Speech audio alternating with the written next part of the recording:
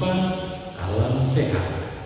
Marilah kita awali hari ini dengan berdoa yang didasarkan pada bacaan hari ini. Doa pagi.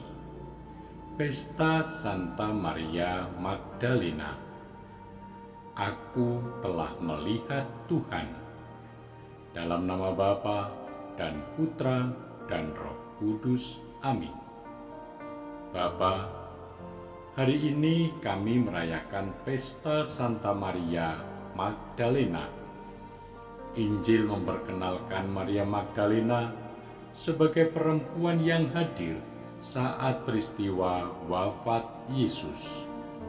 Bahkan Maria Magdalena menjadi saksi kebangkitan Yesus. Bukti ini memperkuat tradisi gereja menyebut Maria Magdalena sebagai rasulnya para rasul, sebab dialah yang diutusnya mewartakan kebangkitan Tuhan kepada para rasul. Layaklah ia berada dalam jajaran para kudus. Ia dekat dengan Tuhan. Para bapak gereja pun banyak menulis pujian kepada Maria Magdalena. Santo Anselmus menulis doa cukup panjang tentangnya. Bapa, Maria Magdalena syarat dengan kisah dan tafsiran kontroversial.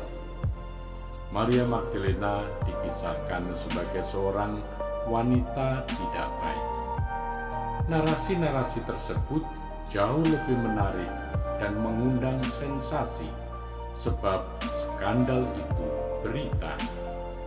Kesucian bukanlah soal sensasi, tetapi relasi kedekatan dengan Tuhan. Teladan itulah yang telah ditunjukkan Maria Magdalena yang mesti menginspirasi hidup. Kisah Injil hari ini sesungguhnya menarasikan betapa besar kasih Maria Magdalena kepada Yesus. Kematian Yesus menjadi tragedi kehinaan dalam pandangan orang Yahudi yang tidak pantas dihormati. Tapi Maria Magdalena melompati cara pandang primordial kaku ini. Dia hendak menghormati Tuhan dengan meminyakinya. Bapa, saat tiba di kuburan, batu penutup pintu makam sudah terguling. Mayat Yesus putramu sudah tidak ada lagi di dalam kubur. Kubur kosong. Fakta ini menunjukkan Yesus hidup. Tetapi Magdalena tidak langsung menyimpulkan Yesus hidup. Rencanamu memang tidak sepenuhnya dipahami manusia, apalagi kondisi Yerusalem setelah kematian Yesus sangat mencekam. Kubur kosong itu adalah undangan menjadi saksi kebangkitan. Iman tumbuh berkat penglihatan.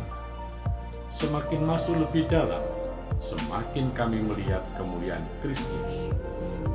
Tuhan Yesus tidak ingin dihormati sebagai seorang pahlawan yang tragis, tetapi sebagai raja yang menang.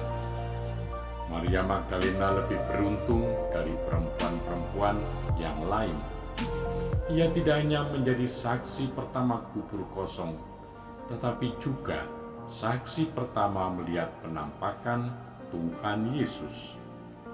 Perempuan-perempuan lain tidak melihat Tuhan Yesus bangkit, tetapi langsung pergi kepada para murid untuk mengatakan kuburnya kosong.